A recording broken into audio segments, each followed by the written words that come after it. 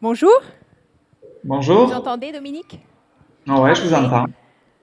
parfait. J'ai le grand plaisir ce soir d'introduire cette table ronde sur la Health Digital Opportunities dans les relations entre l'industrie de santé, les associations de patients. Et j'ai en live ici avec nous Monsieur Gérard Raymond, président de la France Asso Santé. Et nous avons en live, en direct, qui nous entend, Monsieur Dominique Pont, responsable stratégique de la transformation numérique en santé et directeur général de la clinique Pasteur à Toulouse. Voilà. Donc je vous laisse mener cette table ronde avec, premièrement, en préambule, je dirais, en contexte, la vision et la position de la France en termes d'enregistrement de données de santé, avec les différents éléments qui ont eu lieu et qui vont venir, et la projection vers votre vision pour 2022. À vous, Monsieur Pont. La projection, elle doit d'abord partir d'un constat, c'est que depuis, je m'entends en écho, donc c'est pas facile. Oui, le constat, c'est que depuis 15 ans en France, on n'a pas avancé de façon très collective ni très coordonnée en matière de numérique en santé en France. Il n'y a pas eu clairement de doctrine forte portée politiquement avec suffisamment de volontarisme pour clarifier la façon dont on veut voir se développer la e-santé en France. Et le résultat, c'est quoi? C'est qu'il y a plein d'initiatives, plein de logiciels partout, de santé partout, sans règles communes, donc avec une grande difficulté, voire à certains moments une impossibilité à partager des données de santé, à les communiquer de façon sécurisée. Donc avec énormément de ruptures dans les parcours de soins, avec un manque de doctrine sur la façon dont les données doivent être échangées, partagées avec les consentements, etc., entre les professionnels de santé et les citoyens. Donc ce qui a été décidé il y a 2 ans maintenant, un an et demi exactement, c'est de dire qu'il faut que l'État reprenne les choses en main. C'est-à-dire qu'on l'État doit jouer son rôle régalien sur le numérique en santé en France, sur la gestion des données de santé. Et pour cela, il doit définir les règles, les principes, il doit les faire appliquer et que tout le monde les applique.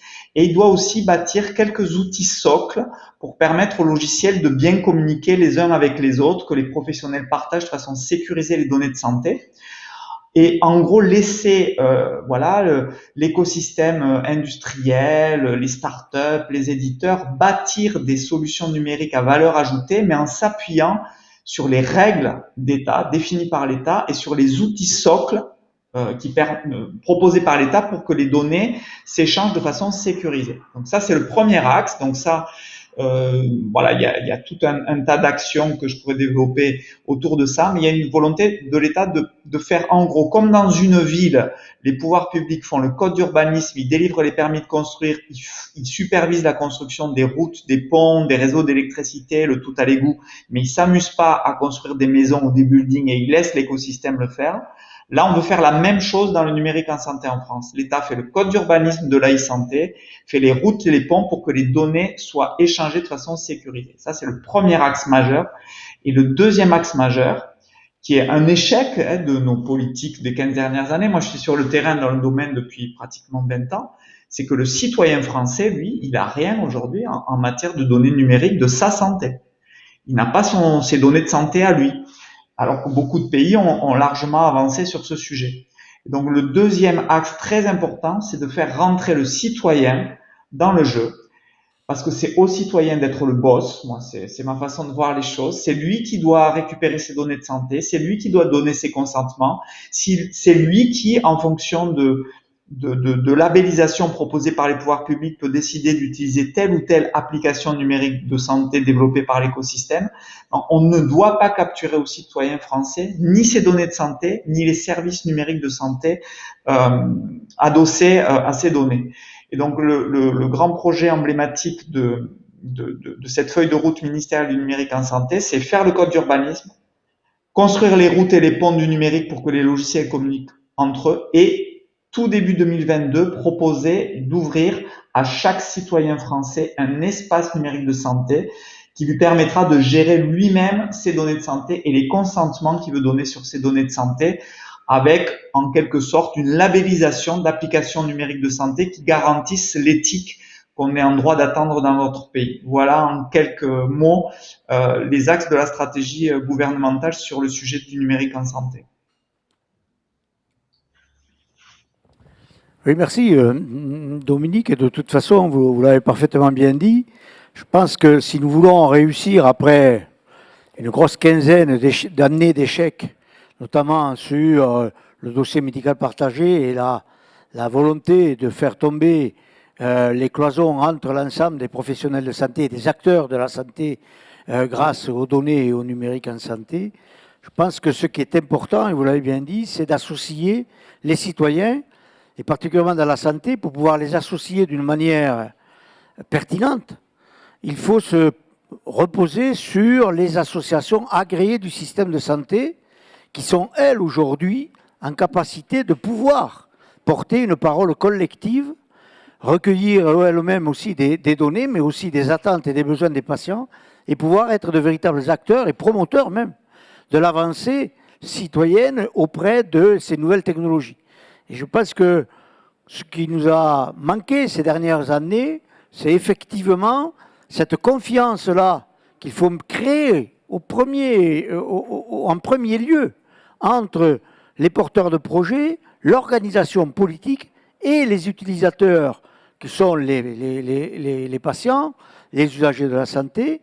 Et donc cette nécessaire confiance doit effectivement être le moteur essentiel de la progression de ce que aujourd'hui on essaie, vous essayez, mais nous aussi, ensemble, de mettre en place avec cet espace numérique en santé, mais aussi, une fois qu'on aura construit, et vous l'avez dit, toutes les infrastructures, eh bien, la maison du numérique en santé, une maison française, et effectivement, je pense que la réussite aujourd'hui ne peut se faire que si nous sommes totalement associés, participants à la construction de l'ensemble de ces outils-là, que ce soit les dispositifs, mais que ce soit aussi toute l'organisation qui en découle, l'évaluation et la sécurisation, effectivement, de l'ensemble de ces données. Donc c'est une chose extrêmement importante pour nous. Je pense que si on regarde un petit peu les échecs de ces 15 dernières années, c'est parce qu'on a plutôt eu tendance à nous imposer certaines choses. Et on a l'histoire du DMEP avec le P, qui a été d'abord personnel, puis après partagé, mais il a été souvent perdu d'ailleurs, ce P. Et donc on voit bien que ce dossier a toujours eu un manque véritablement de confiance de la part d'abord des patients eux-mêmes, mais aussi des professionnels de santé, parce qu'ils n'ont pas compris effectivement l'outil que ça pouvait être pour améliorer la qualité de leur métier et du système de santé. Donc aujourd'hui, il y a une urgence effectivement à nous faire participer, à travailler ensemble et à trouver cette confiance-là pour qu'il y ait une véritable communication auprès de l'ensemble de nos concitoyens, qui soit une communication positive, et de faire de ce numérique en santé le meilleur et non pas le pire, comme on pourrait peut-être le craindre.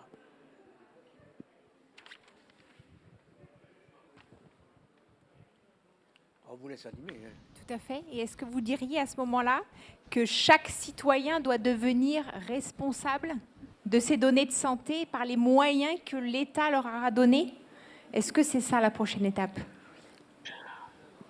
Mon avis, c'est que on a deux grands choix de société par rapport au numérique. Le numérique, pour moi, c'est l'équivalent de l'imprimerie quand ça a été inventé au XVe siècle, et quelques siècles après, au XVIIIe siècle, on s'est saisi de cet outil pour diffuser une tradition de pensée humaniste, le siècle des Lumières, les droits de l'homme, etc.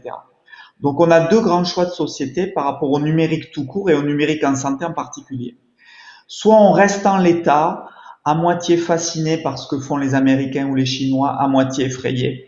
Et un jour ou l'autre, si on n'avance pas collectivement et on ne met pas le citoyen dans la boucle, c'est-à-dire si ça ne devient pas un sujet grand public, je crains, et ça serait pour moi le pire, qu'on finisse chez les GAFA. Et moi, je pense que notre modèle de société, il n'est pas exactement comme celui des Américains ou des Chinois. On a une tradition de pensée très respectueuse des droits des gens, des libertés individuelles. Et donc, pour moi, la bonne façon d'apprendre les choses, c'est de co-construire notre vision citoyenne, humaniste, éthique et souveraine du numérique en santé en France. Pour faire ça, on ne peut pas rester juste dans le petit club fermé des quelques spécialistes du numérique en santé et de la e-santé. Pour moi, pour arriver à faire ça, il faut que ça soit forcément un sujet politique, mais pour que ça soit un sujet politique, il faut que ça soit un sujet grand public. Parce qu'on est à un carrefour de choix de société. On a pleuré pendant la période Covid en se disant on n'est plus capable en France de fabriquer nos masques, on ne sait plus fabriquer les circuits clos de respiration, on a perdu notre industrie, etc., etc. Demain, si on ne se bouge pas et si le numérique en santé ne devient pas l'outil citoyen, voilà, à disposition des gens, on pleurera demain parce qu'on n'aura plus notre souveraineté numérique, parce que le pouvoir sera au travers du numérique. Donc moi, ma croyance profonde, c'est que dans notre socle de valeurs éthiques, citoyens, souverains, humanistes, il faut que le numérique en santé devienne un objet grand public. Bien sûr que ça n'exclut pas les professionnels de santé, notre écosystème des startups et des industriels, mais on doit faire ça d'abord au service des gens. Et moi, je pense que si on impulse ça, si on arrive, alors il y aura bien sûr des débats, des peurs, des craintes et aussi voilà des espoirs déçus, etc. Mais si on n'avance pas de façon collective sur ces sujets-là, on va louper en fait une énorme marche, comme si en fait on s'était pas saisi de l'imprimerie au XVIIIe siècle pour diffuser notre tradition de pensée et notre culture. C'est pour ça que pour moi c'est majeur ce qu'on est en train de vivre et que je pense qu'on a un alignement de planètes entre associations de patients, usagers, grand public, l'arrivée de la crise Covid qui nous fait dire aussi, tiens, quand même, c'est important le numérique. Les professionnels de santé et globalement les pouvoirs politiques en disant maintenant, il est temps de se mettre à ces outils-là de façon éthique, citoyenne, mais de s'y mettre vraiment, d'arrêter de philosopher dans les salons et de se retrousser les manches humblement, d'avancer, de bosser et de fabriquer notre modèle à nous en matière de numérique. Et moi, je crois profondément à cette vision-là. Toujours difficile de passer derrière Dominique Bon parce qu'effectivement, on partage beaucoup de choses. Mais je pense qu'effectivement, nous sommes à la fin d'un système sociétal. Et que, on le voit bien, et que le numérique en santé est certainement là, comme lui, il compare à l'imprimerie, ce numérique en santé, le numérique tout court d'ailleurs, mais particulièrement dans le domaine de la santé, est là pour comme je l'ai dit, pour nous transformer vers le meilleur et ne pas aller vers le pire. Et je pense que c'est ce croisement-là des chemins où nous sommes. Et que, encore une fois de plus, c'est bien dans cette volonté-là de faire participer l'ensemble des personnes, les citoyens, des usagers de la santé, mais aussi des acteurs et des professionnels de santé, en leur expliquant le champ nouveau, l'élan nouveau que cela peut porter, les nouveaux métiers. Et encore une fois de plus, il le dit très bien Dominique, c'est pour rapprocher les gens. C'est avec une vision humaniste des gens. Non, le numérique en santé, les données de santé ne sont pas là pour éloigner les gens ou pour transformer les gens en signes cabalistiques ou chiffres ou autres. Non, les données de santé, c'est pour rapprocher les gens et instruire un dialogue entre les patients, les professionnels de santé. Et ça, c'est quelque chose de nouveau qui doit être parfaitement bien compris. Et cette crise Covid, au-delà de toutes les inquiétudes et voire les peurs que nous avons, a permis parfois de développer quelques applications. Je connais un service pas loin de Toulouse, à Toulouse, où pendant 3 ans, nous avons travaillé pour que ce service-là puisse mettre en place une plateforme d'écoute, de suivi, d'accompagnement des patients.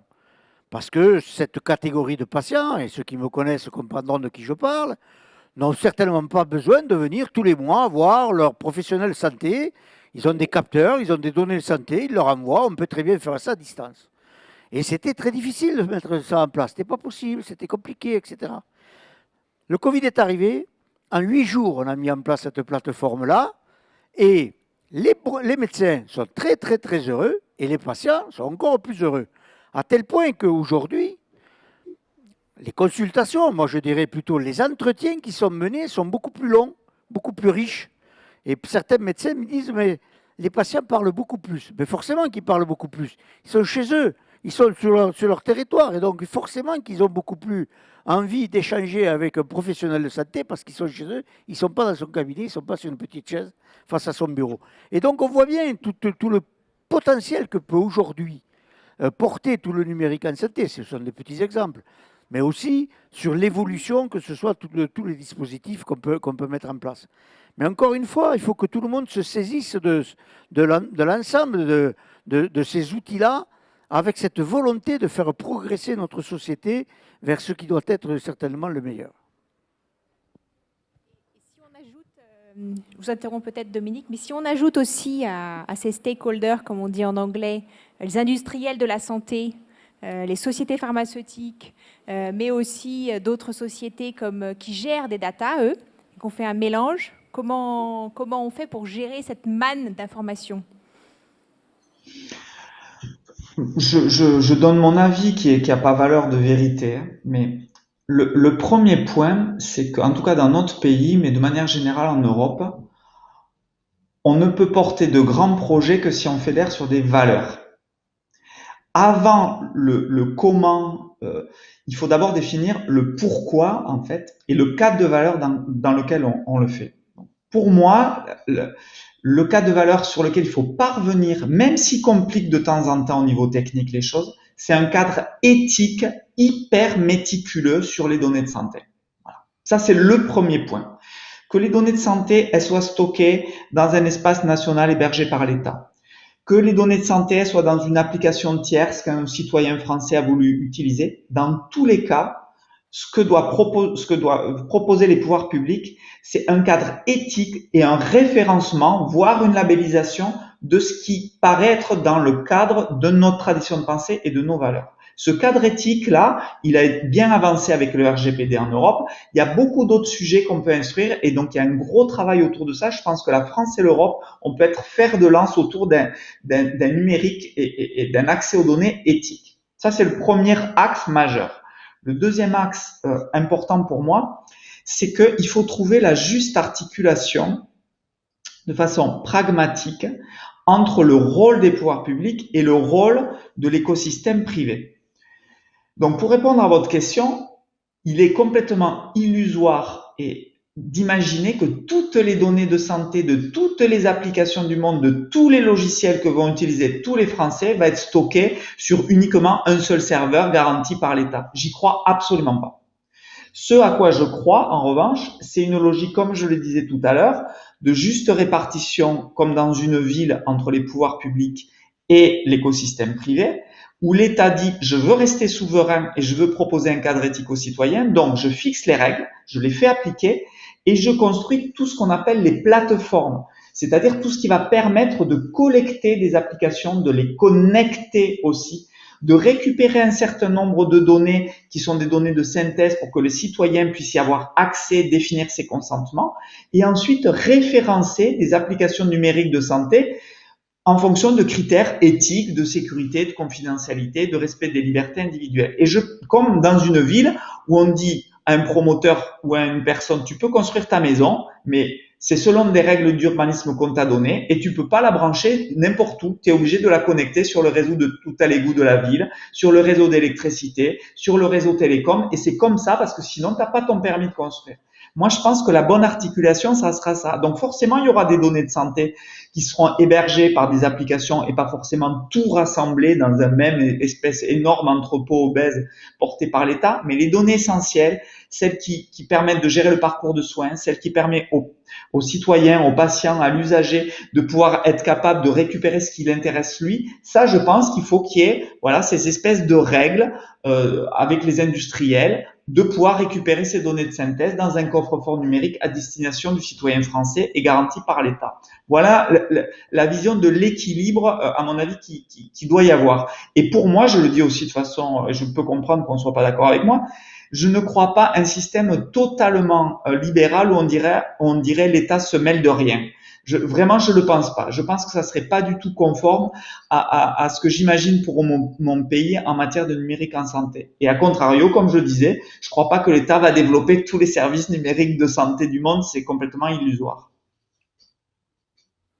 Tout à fait, on n'est pas très loin dans notre analyse, mais je pense qu'effectivement, on a aussi l'histoire de notre système de santé qui, grâce à l'assurance maladie, a pendant longtemps, ce qu'on appelle le SNIRAM, énormément recueilli de données. Alors parfois, ils ne savaient pas très bien pourquoi et quoi en faire, mais aujourd'hui, on a quand même une forte base de données. Et donc, on a un socle très fort pour notre système de santé avec ces données-là. Et donc, ce que nous pensons, nous aussi, c'est que certainement, il y aura d'autres entrepôts qui pourront être mis en place, mais il faudra certainement travailler à ce qu'il y ait une coordination entre tous ces entrepôts-là pour qu'il puisse y avoir aussi un partage des données une fois qu'elles seront pseudonymisées ou carrément anonymisées, mais qu'il puisse y avoir aussi un échange entre ces différents entrepôts en pensant quand même que l'entrepôt public, porté aujourd'hui par l'assurance maladie, mais aussi par d'autres, sera quand même l'axe fort des données de santé dans ce pays. Et alors, si on est dans un événement européen, même mondial, si on essaie de se comparer avec ce qui se passe dans des pays européens, est-ce qu'il y a des éléments très positifs qui sont regardés de près par l'État français, par les associations de patients, qui pourraient être exprimés ici comme modèle?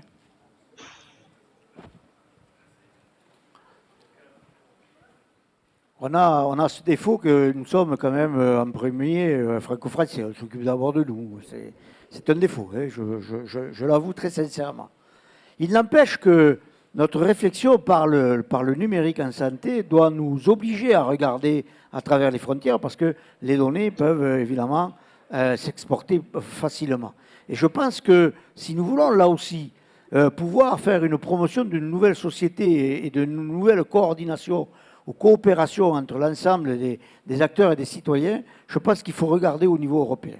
Et si nous voulons pouvoir aussi contrebalancer des sociétés qui sont en train de se créer, que ce soit à l'Est ou à l'Ouest, nous avons certainement un besoin de coopérer et de travailler au niveau européen d'une manière beaucoup plus coopérative de ce qui est fait, et particulièrement dans ces données de santé. Même si, malheureusement, les systèmes ne sont pas totalement différents, totalement les mêmes, évidemment, sont un peu différents, et même si, effectivement, les organisations, et y compris aussi le financement de notre système et des acteurs du système n'est pas le même.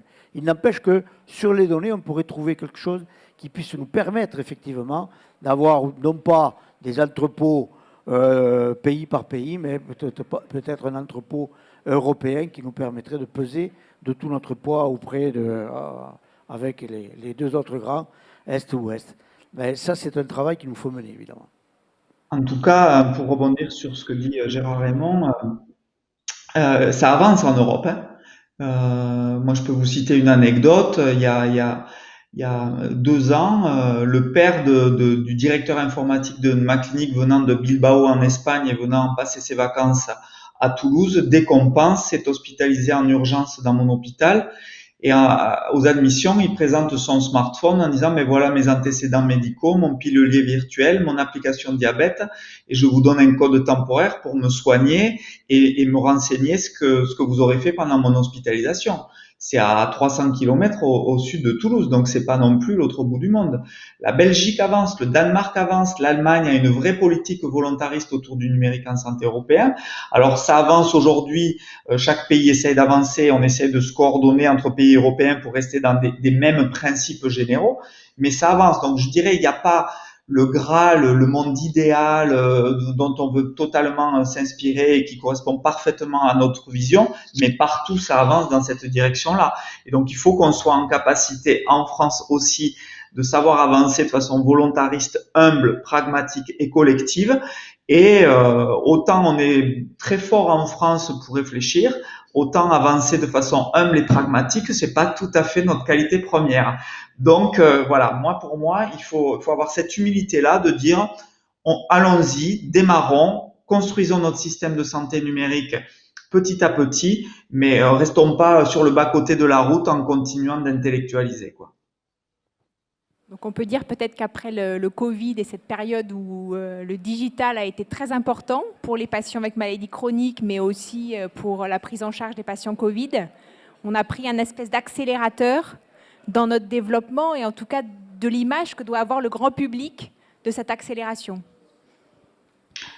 Oui, je pense qu'il faut vulgariser l'ensemble des études qui sont faites à l'heure actuelle, que ce soit sur le Covid ou en périphérique de la situation. Bon nombre de chercheurs se sont lancés sur ces études-là et aussi quelques associations. Je pense que c'est par les résultats de ces études-là que l'on va aussi convaincre l'ensemble de nos citoyens que les données de santé peuvent servir à mieux connaître la santé d'une population et à mieux répondre à cet état de santé. Je pense que, là encore, c'est en communiquant, c'est en montrant ce qui est fait aujourd'hui avec l'ensemble de ces données-là que l'on arrivera à convaincre l'ensemble de nos concitoyens que l'on peut faire mieux aujourd'hui. Et je souhaiterais qu'il y ait beaucoup plus de communication s'appuyant sur des études et sur des recherches véritablement scientifiquement prouvées, que laisser libre cours à quelques sachants qui ne savent pas grand-chose sur quelques radios ou télévisions qui commentent en permanence. Voilà. Oui, et puis pour rebondir là aussi sur le sujet de l'accélération donnée par la Covid-19, clairement, à la suite de cette épidémie, donc il y a eu le fameux Ségur de la santé, qui était une grande concertation, hein, vous savez, animée par Nicole Notat, pour dialoguer avec les professionnels de santé. Et le numérique a énormément été présent dans les débats avec l'ensemble des acteurs de l'écosystème, associations de patients, professionnels de santé, industriels.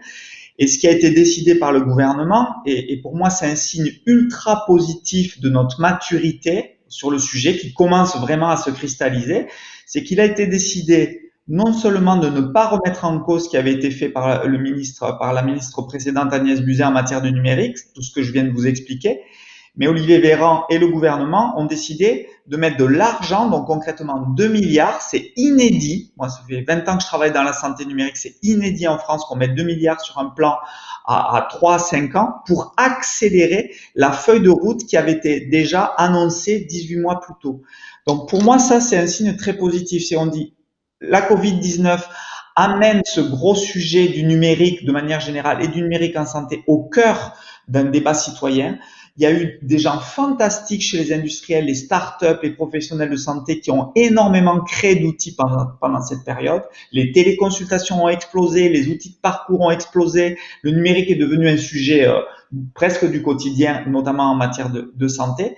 Et donc, le gouvernement, se saisissant de ça, dit on va mettre quand même 2 milliards sur la table, ce qui est considérable à la fois pour développer des filières, mais aussi pour concrètement développer les usages pour qu'on construise notre façon à nous de voir le numérique en santé en France. Donc, le résultat très concret de la Covid-19, avec tout ce qu'on sait de catastrophique autour de cette épidémie, dans le numérique en santé, ça a été un énorme accélérateur.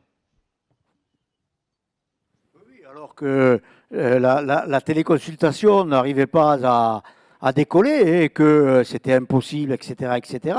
Combien de débats j'ai fait avec des professionnels de santé qui disaient « Mais non, la consultation, il faut toucher, il faut palper. On ne peut pas faire ça à distance, c'est impossible. » Et bien tout d'un coup, on a eu des millions de consultations. Et ma foi, même si ça ne résout rien, pas tout, hein, et qu'il faut aussi rééquilibrer un petit peu, eh bien, ça a quand même permis d'avoir un suivi, d'avoir un accompagnement des patients et de permettre effectivement de développer ces nouveaux outils. Donc on voit bien, mais dans ce pays, il faut savoir, parfois il faut être au pied du mur ou dans les périodes d'urgence pour pouvoir franchir le pas. Je pense que voilà, le Covid nous a peut-être donné cette accélération. Il faut continuer à progresser. Je ne suis pas sûr qu'on y arrivera à continuer à ce rythme-là, mais quoi qu'il en soit, pour bon nombre d'associations de patients et celles que je représente, nous considérons qu'effectivement, le numérique en santé, dans les conditions de valeur et d'éthique qu'elles ont été définies et qu'elles sont définies à l'heure actuelle, sont certainement une excellente chose pour améliorer la qualité et l'organisation de notre système de santé. Donc le digital au service des patients. Ça pourrait être la conclusion. Tout à fait. Et je peux vous montrer X exemples. Parfait. Quand on dit patient, il faut dire citoyen. Hein. On est tous des patients potentiels, donc il ne faut pas se Citoyen. contenter de... Exactement. Tout à fait. Tout à fait. Oui, oui, non, Pour non, mais c'est l'ensemble surtout des les citoyens. citoyens et usagers de la santé. Mais les usagers de la santé, c'est 66 millions de personnes. On est tous aujourd'hui plus ou moins utilitaires de notre système de santé. Donc on est tous des usagers de la santé. Alors ce mot qui n'est pas forcément très, très heureux, mais ce n'est pas que les patients, c'est les usagers de la santé. Et la santé n'est pas simplement que le soin. Oui. C'est aussi prendre en compte l'état de santé d'une population et notamment ces facteurs environnementaux et sociaux qui sont autour d'elle. Et ça aussi, c'est important. Les études peuvent nous permettre aujourd'hui de connaître le milieu environnemental et le milieu social. C'est par ces études-là qu'on arrivera à faire progresser l'organisation de notre système de santé. Très bien. Merci beaucoup. Merci à tous les deux. Merci pour votre temps. Bravo.